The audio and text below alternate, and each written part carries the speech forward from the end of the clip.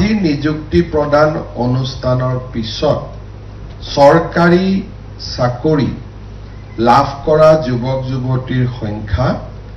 1,21,182 লৈ বৃদ্ধি হ'ব। আমাৰ চৰকাৰে নিযুক্তি দিয়াৰ সময়ত আমি এটা কথা লক্ষ্য কৰিছিলোঁ যে এই নিযুক্তিৰ এটা উদ্দেশ্য থাকিব লাগিব আৰু ই আমাৰ শিক্ষা ব্যৱস্থা স্বাস্থ্য ব্যৱস্থাক সুদৃঢ় কৰিব লাগিব। সেয়েহে আমাৰ চৰকাৰে গুৰুত্ব আৰোপ কৰিছিলে যে আমাৰ জেনেৰেল কলেজসমূহক হওক, ইঞ্জিনিয়াৰিং কলেজ হওক, পলিটেকনিক হওক বা মেডিকেল কলেজত হওক, আমি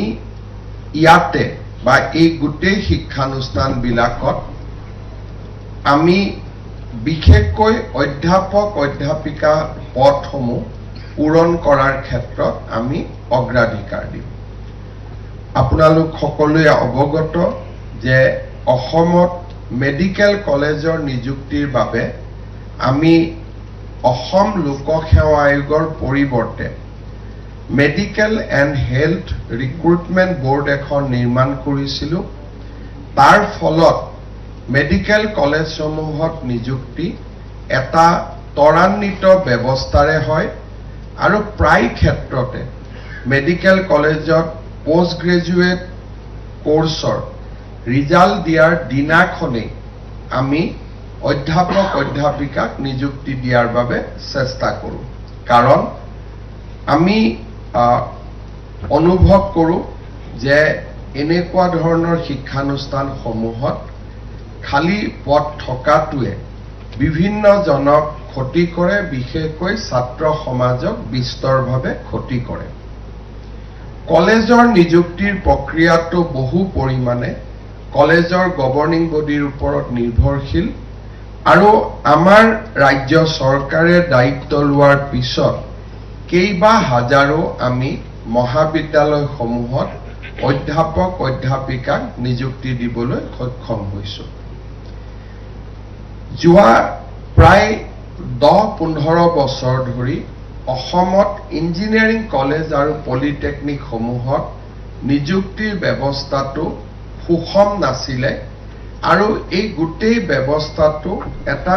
জটিলতাৰ পাকত আবদ্ধ হৈ আছিলে। বিশেষকৈ এটা সময়ত আমি যেতিয়া নতুনকৈ ইঞ্জিনিয়াৰিং কলেজসমূহ কৰিছিলোঁ, পলিটেকনিকসমূহ কৰিছিলোঁ, আমাৰ চৰকাৰে যিকোনো কাৰণতেই নহওক স্থায়ী নিযুক্তিৰ বিপৰীতে অস্থায়ী নিযুক্তিৰ ৰাস্তা বাছি লোৱাৰ কাৰণে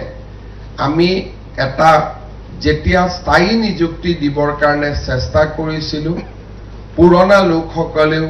আদালতৰ ওচৰ চাপিছিলে। স্বাভাৱিকভাৱে নতুন নিযুক্তিৰ ওপৰত উচ্চ ন্যায়ালয়ে স্থগিতাদেশ দিছিলে আৰু প্ৰায় 3টা বছৰ ধৰি আমি আদালতক এই নিযুক্তিৰ প্ৰক্ৰিয়াটো খুলিবৰ বাবে আমি এটা যাক প্ৰলং লিগেল বেটল বুলি কয়, আমি বহুদিন আদালতৰ মাজত আবদ্ধ হৈ আছিলোঁ। এটা সময়ত আমি সিদ্ধান্ত লৈছিলোঁ যে আমি ডক্টৰ বা মেডিকেল কলেজৰ প্ৰফেচাৰ যেনেকৈ আমি নিযুক্তি দিওঁ, আমি ইঞ্জিনিয়াৰিং কলেজ আৰু পলিটেকনিকতো নিযুক্তিৰ প্ৰক্ৰিয়াটো খৰতকীয়া কৰিবলৈ আমি এটা ইঞ্জিনিয়াৰিং সাৰ্ভিস ৰিক্ৰুটমেণ্ট বোৰ্ড এটা আমি আৰম্ভ কৰিম, যাতে সেই বোৰ্ডটোৰ কাম কেৱল মাত্ৰ ইঞ্জিনিয়াৰিং আৰু পলিটেকনিকতে নিযুক্তি দিয়াত আবদ্ধ থাকে আৰু লোকসেৱা আয়োগো তেওঁলোকৰ ব্যস্ত কৰ্মসূচীৰ পৰা ইঞ্জিনিয়াৰিং আৰু মেডিকেল কলেজখিনি আঁতৰি গ'লে তেওঁলোকেও সকাহ পাব। তাৰ ফলত লোকসেৱা আয়োগেও ACS APSৰ পৰীক্ষা প্ৰতি বছৰে অনুষ্ঠিত কৰিব পাৰিব। যেতিয়া আমি ৰিক্ৰুটমেণ্ট বোৰ্ড গঠন কৰিলোঁ, তাকো আদালতত চেলেঞ্জ কৰা হ'ল আৰু তাতো আমি বহুত দিন আদালতৰ ভিতৰত আবদ্ধ থাকি এটা সময়ত আমি কোৰ্টক কনভিন্স কৰিব পাৰিছিলোঁ যে it is in the best interest of our system, আমাৰ ইয়াত স্বচ্ছ নিযুক্তি হ'ব আৰু সম্পূৰ্ণ স্বচ্ছতাৰে আমি অধ্যাপক অধ্যাপিকাসকলক নিযুক্তি কৰিব পাৰিম গতিকে আমাক ৰিক্ৰুটমেণ্ট বৰ্ডৰ জৰিয়তে নিযুক্তি দিয়াৰ অধিকাৰ দিব লাগে আৰু আমি আদালতক জনাইছিলো যে মেডিকেলত আমি কেনেকে ব্যৱস্থাত সফল হলো 3টা বছৰৰ পিছত অৱশেষত আদালতে আমাক ইঞ্জিনিয়াৰিং সাৰ্ভিস ৰিক্ৰুটমেণ্ট বৰ্ডৰ জৰিয়তে নিযুক্তি দিবলৈ অনুমতি দিলে আৰু পুৰণা চলি থকা পৰীক্ষাসমূহৰ ফলাফল লোকসেৱা আয়োগক দিবৰ বাবে অনুমতি দিয়ে ইয়াৰ ফলত 2024 চনত আমি লোকসেৱা আয়োগৰ জৰিয়তে 76 গৰাকী আৰু 2024-25 চনত আসাম ইঞ্জিনিয়াৰিং সাৰ্ভিস ৰিক্ৰুটমেণ্ট বৰ্ডৰ জৰিয়তে 630 গৰাকী অধ্যাপক অধ্যাপিকা বা আন বিভিন্ন ধৰণৰ পোষ্টত নিযুক্তি দিবলৈ আমি সক্ষম হ'ব পাৰিলো ইয়াৰ ফলত আজি আমাৰ পলিটেকনিক আৰু ইঞ্জিনিয়াৰিং কলেজ বিলাকত নিযুক্তিৰ বাবে আমি লোৱা প্ৰচেষ্টা এক প্ৰকাৰ সফল হ'ব পাৰিছে আৰু 100টামান পোষ্টক বাদ দিলে আমাৰ 26খন চৰকাৰী পলিটেকনিক আৰু 7খন ইঞ্জিনিয়াৰিং কলেজত অধ্যাপক অধ্যাপিকাৰ ৰিক্ত পদ প্ৰায় সম্পূৰ্ণৰূপে পূৰণ হৈছে ইয়াত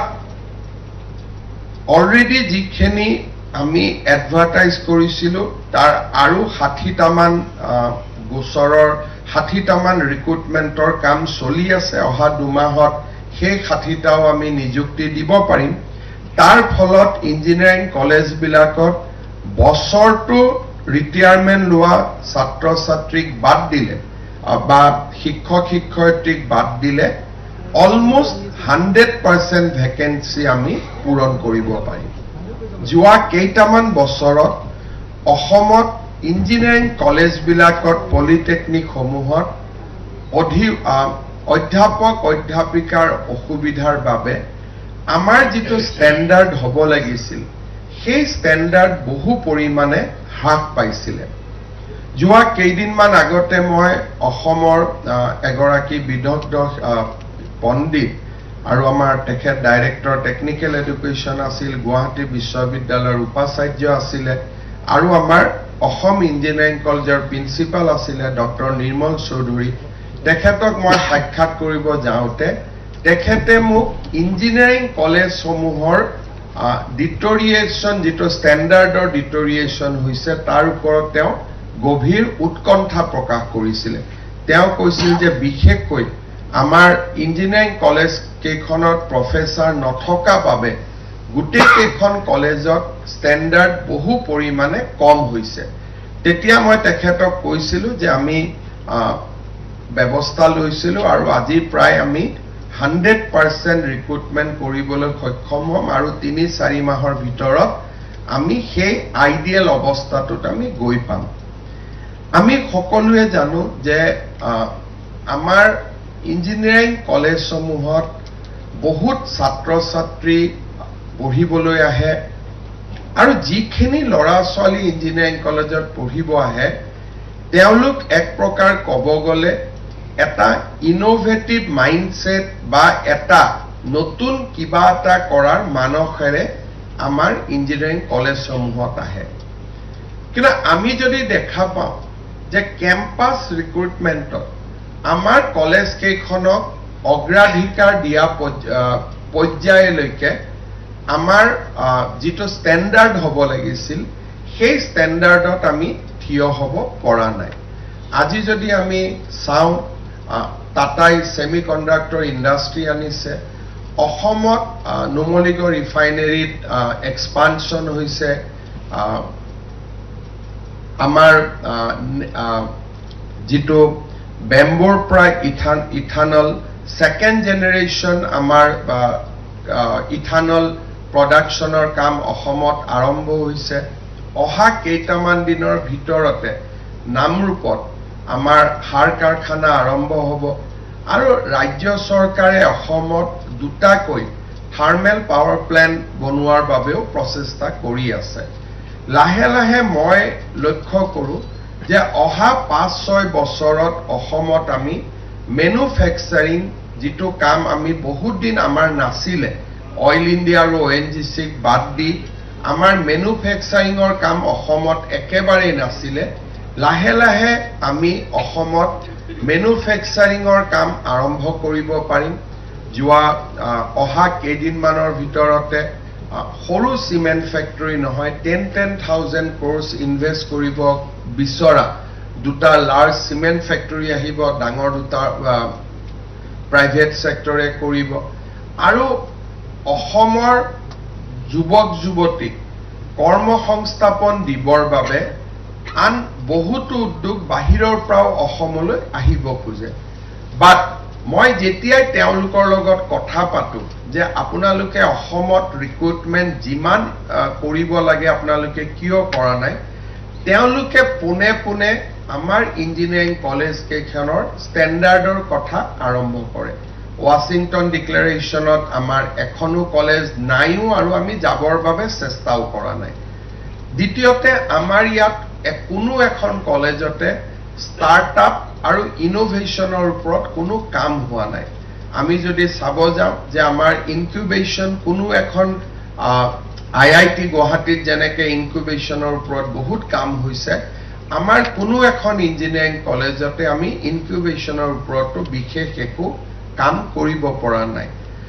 তথা কথিত বা যেটো ট্ৰেডিশনাল পঢ়া সেই পঢ়াটোৱে আমাৰ নতুন যেটো ইন্ডাষ্ট্ৰি 4.0 যেটো ৰিভলিউশন আহিছে তাৰ লগত আমি বহুত দিন খাপ খাই ট্ৰেডিশনাল ইঞ্জিনিয়াৰিং কলেজত আমি আমাৰ ম্যান পাৱাৰ আমি ক্ৰিয়েট কৰিব নোৱাৰো বহুত সময়ত আমাক আহি লৰা ছোৱালী বিলাকে কয় স্যাৰ নেপকো কক আমাৰ ইয়াত কেম্পাছ ৰিক্ৰুটমেন্ট হ'ব লাগে ONGC কক আমাৰ ইয়াত কেম্পাছ ৰিক্ৰুটমেন্ট হ'ব লাগে মানুহে সদায় বজাৰৰ পৰা আটাইতকৈ ভাল বস্তুটো কিনিব খোজে কাৰণ এজন লৰাই যদি আৰ্টিফিশিয়াল ইন্টেলিজেন্সৰ ওপৰত জ্ঞান আছে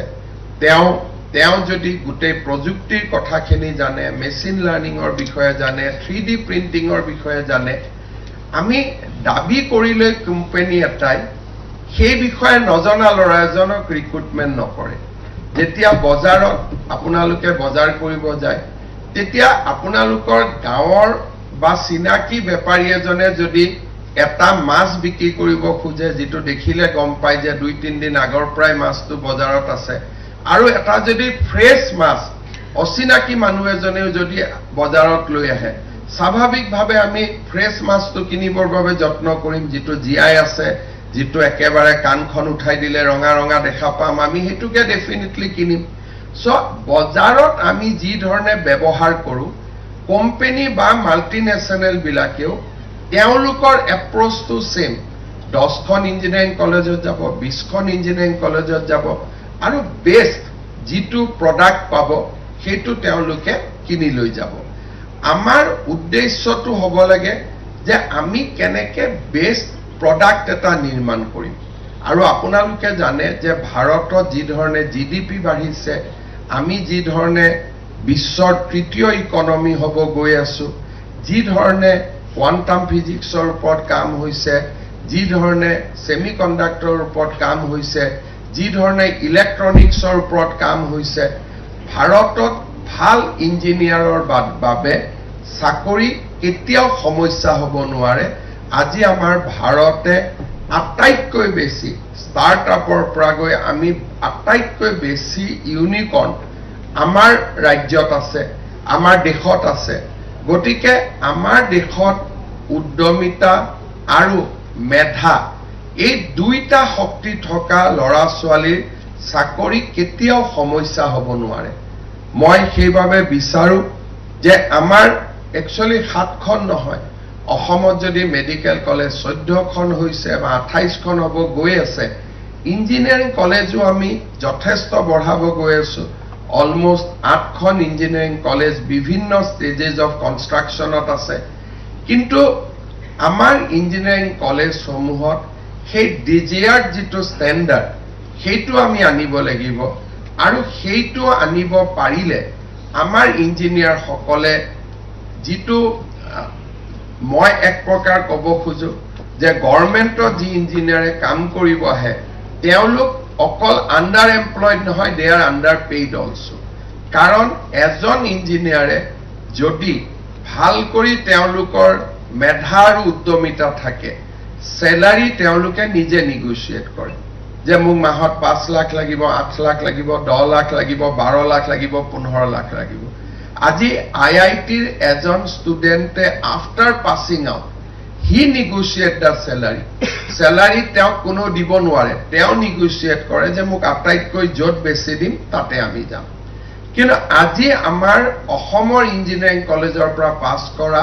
উইথ এক্সেপশন অফ ফিউ সকলে যেতিয়া মোক খুদে স্যার পিডব্লিউডি ইন্টারভিউ কেতিয়া ওলাব ডিআরডি এর কেতিয়া ওলাব পিএইচসি কেতিয়া ওলাব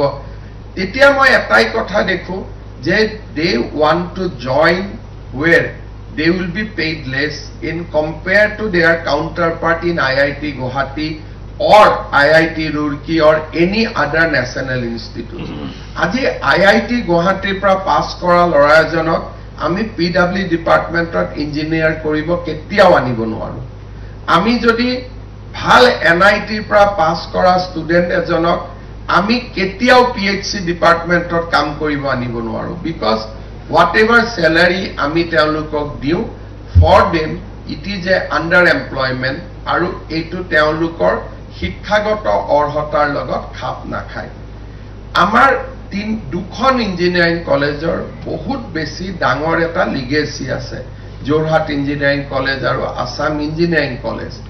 পলিটেকনিকৰ ক্ষেত্ৰতো আমাৰ কেইবাখনো পলিটেকনিকৰ এটা ডাঙৰ লিগেসি আছে গুৱাহাটী আমাৰ ইঞ্জিনিয়াৰিং ইনষ্টিটিউট হক প্ৰিন্স অফ ওয়েলছ হক টু নেম ফিউ বহুত ডাঙৰ লিগেসি আছে আমি যদি এটা ভাল পৰিবেশ এটা আমাৰ ইঞ্জিনিয়াৰিং কলেজ আৰু পলিটেকনিক সমূহত নিৰ্মাণ কৰিব পাৰো আমাৰ ভৱিষ্যত কিমান ভাল তাক আমি অনুভৱ কৰিব নোৱাৰো কেইদিনমান পিছত অক্টোবৰৰ পৰা জাপানৰ পৰা ইয়াত আহি ইনষ্টিটিউট হ'ব জাপানক ম্যান পাৱাৰ লাগে কোৰিয়াক ম্যান পাৱাৰ লাগে আৰু বিভিন্ন কেইদিনমান আগতে ইউএইৰ পৰা এম্বেছাডৰে আহি মোক লগ কৰিছে যে আপোনালোকক যিমান ইঞ্জিনিয়াৰ বা পলিটেকনিক পাস কৰা লৰা আছে আমাক আপোনালোকে দিয়ক ৰিকোয়াৰমেন্ট এটাই যে অলপ নৰ্মেল চলি যোৱা জাপানীজ ভাষাটো শিকিব লাগে কোনোবাই কয় ভাষাও শিকিব নালাগে আমি শিকাই লম তাৰ মানে আজি ইঞ্জিনিয়াৰ আৰু ইঞ্জিনিয়াৰিং ইনষ্টিটিউট পাস কৰা লৰা ছোৱালীৰ চাকৰিৰ বজাৰ অকল অসমতে সীমিত নহয় গ্লোবেলি there is a huge market কারণ আজিকালি ইমান বেছি ম্যানুফ্যাকচারিং আৰম্ভ হৈছে তাত আজি আমি যদি চাও যে বিশেষকৈ এনাৰ্জিৰ ক্ষেত্ৰত এসময়ত এনাৰ্জি আমি কয়লা দি উৎপাদন কৰিছিলো এতিয়া এনাৰ্জিৰ সোলাৰেদি আৰম্ভ হল দুদিন পিছত আমি শুনিলো যে সোলাৰৰ লগত বায়োডিগ্ৰেডেবল মাছেদিও এনাৰ্জি কৰিব পাৰি এতিয়া আমি শুনি আছো যে মাটিৰ তলত থকা যেটো টেম্পাৰেচাৰ ভূগৰ্ভৰ যেটো টেম্পাৰেচাৰ জিঅথাৰ্মেলেদিও আমি এনাৰ্জি প্ৰস্তুত কৰিব পাৰো ইয়াৰ পিছত আহিলে যে পানী আমি হাইড্ৰোজেন অক্সিজেন ডিফাৰেন্স কৰি তাৰ পৰাও আমি হাইড্ৰোজেন ইউজ কৰিব পাৰো তাৰ পিছত আমি শুনিলো যে নহয় আমি গ্যাস সংগ্ৰহ কৰি আমি যেটো নৰমাল আমি পাওয়াৰ উৎপাদন কৰো তাক আমি অৰ্গানিক বা আমাৰ যেটো কয় সাস্টেইনেবল এয়াৰ ফুয়েল আমি কৰিব পাৰো যে আজিকালি তাতো গ্ৰীণ এমোনিয়া কৰিব পাৰো এমোনিয়া নৰমাল এমোনিয়া থাকে তাৰ লগত আমি গ্ৰীণ এমোনিয়া কৰিব পাৰো গ্ৰীণ এমোনিয়া ব্ৰেক কৰি আমি হাইড্ৰোজেন বনাব পাৰো অৰ্থাৎ ইমান বেছি বিশ্বত এনাৰ্জিক ৰিপ্লেসমেন্ট কৰিবৰ কাৰণে ইমান বেছি টেকনলজিৰ আৰম্ভ হৈছে যে আমাৰ ষ্টুডেন্টে এই কথাবোৰ উপলব্ধি কৰিব নোৱাৰিলে আমাৰ চকু পিডব্লিউডি পিএইচসি আৰু ৰুৰেল ডেভেলপমেন্ট ডিপাৰ্টমেন্টতে আবদ্ধ হৈ থাকিব আজি আমাক বেসিক্যালি আমি যিবিলাক কাম কৰাও ইঞ্জিনিয়াৰ সকলেদি সেই কামবোৰ ইঞ্জিনিয়াৰ সকলৰ কাৰণে যোগ্য কাম নহয় আমি তেওঁলোকৰ যোগ্যতাৰ বহুত তলত কাম কৰিব দিওঁ প্ৰধানমন্ত্ৰী আৱাস যোজনাৰ ঘৰ বনাব আজিকালি ইঞ্জিনিয়াৰৰ প্ৰয়োজন নাই ৰাস্তাৰ মই নিজে দেখিছো যে ৰাস্তাত ইঞ্জিনিয়াৰজন নামত থাকে আসলতে ৰাস্তাৰ কামবিলাক আজিকালি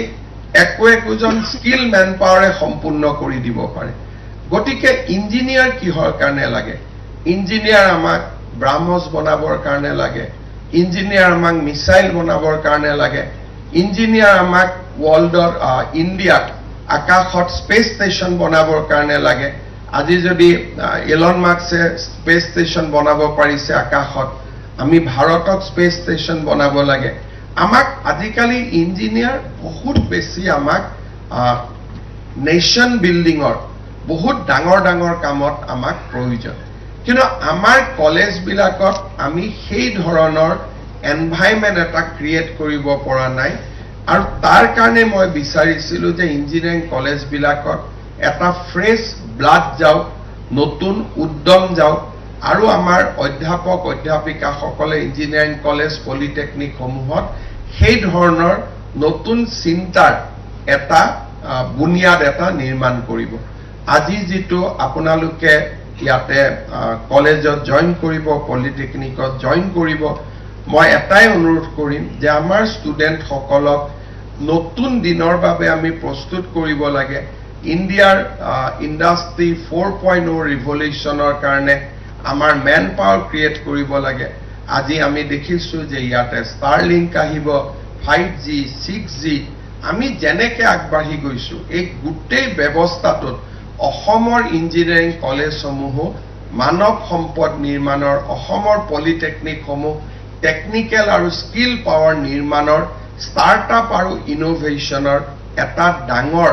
কেন্দ্ৰ হৈ পৰিব লাগে নাৰ্ভ সেন্টাৰ হৈ পৰিব লাগে আৰু যেতিয়া এখন ৰাজ্যত কোৱালিটি মেন পাৱাৰ থাকে সেই ৰাজ্যখনলৈকে ম্যানুফ্যাকচাৰিং আহিব আৰম্ভ কৰে আমি যেতিয়া টাটাৰ লগত নেগোশিয়েট কৰিছিলো প্ৰথম সেমিকন্ডাক্টৰ প্ৰথম প্ৰশ্নটোই আছিল যে আপোনালোকৰ ইঞ্জিনিয়াৰিং কলেজ কিমান আছে তাৰ পিছত আমাক সুধিছিল যে কোনখন কলেজে ওয়াশিংটন ডিক্লেৰেশনৰ কাৰণে চেষ্টা কৰিছে অৰ্থাৎ তেওঁলোকে প্ৰথম চিন্তা কৰে যে অসমত ইন্ডাষ্ট্ৰি আনিলে ইন্ডাষ্ট্ৰি কৰিবৰ কাৰণে মেন পাৱাৰ আছে নে নাই যদি আমি মেন পাৱাৰটো নাই বুলি কওঁ বা তেনেকুৱা কথা নাই বুলি কওঁ বাকি ৰ মেটেৰিয়েল সুবিধা থাকিলেও আন সকলো সুবিধা দিলেও দে শো লটস অফ ৰিলাক্টেন্সি সেই কাৰণে আমি ইঞ্জিনিয়াৰিং আৰু আমাৰ পলিটেকনিক সমূহত এটা নতুন মেন পাৱাৰ মানৱ সম্পদ সৃষ্টিৰ বাবে আমি কাম কৰিব লাগিব আৰু আজিৰ নিযুক্তি পোৱা যুৱক যুৱতী সকলকো মই আহ্বান কৰিম যে আপোনালোকে আমাৰ ইনষ্টিটিউট আৰু কলেজ সমূহত তেনেকুৱা এটা মানসিকতা নিৰ্মাণৰ বাবে চেষ্টা কৰক যে আমাৰ কাৰণে সমাজৰ কাৰণে ই খুবেই প্ৰয়োজনীয় আৰু মই ভাবো যে আমাৰ নিজৰ ৰিকুৱাৰমেন্ট বিলাক পূৰ্ণ হৈ গলো আজি আমি চাকৰি পালো বহুতৰ হয়তো ইমানেই কথা আছিল যে পলিটেকনিকত হোমাম ইঞ্জিনিয়াৰিঙত হোমাম লেকচাৰাৰ হ'ম কিন্তু মই ভাবো যে নিজৰ আকাংক্ষা পূৰ্ণ হোৱাৰ পিছত আমি আন সকলৰ বাবে নিজক ডেডিকেট কৰিব লাগে সমৰ্পণ কৰিব লাগে আৰু তেতিয়াহে আমাৰ সোসাইটিখন আগুৱাই যাব পাৰিব সমাজখন আগুৱাই যাব পাৰিব পুনৰ এবাৰ আজি নিযুক্তি পোৱা সকলোলৈ মই মোৰ শ্ৰদ্ধা শুভেচ্ছা অভিনন্দন জনাইছো আপোনালোকৰ পিতৃ মাতৃ সকলকো মই মোৰ শ্ৰদ্ধা জনাইছো এজন আমি সৰকাৰী চাকৰিয়াল হম অধ্যাপক অধ্যাপিকা হম তাৰ লগত আমি যেন গোটেই জীৱনটো এজন ভাল মানুহ হৈ থাকিব পাৰো তাৰ বাবে আমি সকলোৱে প্ৰচেষ্টা কৰিম এই দুৱা আশাৰে আপোনালোকক পুনৰ অভিনন্দন জনাই শিক্ষা বিভাগক তেওঁলোকে মই যি ধৰণে কৈছিলো যে at the end of 5 years engineering আৰু পলিটেকনিক বিলাকত এটাও ভ্যাকেন্সি থাকিব নালাগে সেই দিশত তেওঁলোকে দ্ৰুতভাৱে কাম কৰিছে আৰু মই ভাবো যে বাই ডিসেম্বৰ আমি আমাৰ যেটো গোল আছিল তাতে আমি থিয় হ'ব পাৰিম পুনৰ এবাৰ সকলোকে ধন্যবাদ আৰু শুভেচ্ছা জনাই মই মোৰ বক্তব্যৰ সামৰণি মাৰিছো ধন্যবাদ জয় হিন্দ বন্দে মাতৰম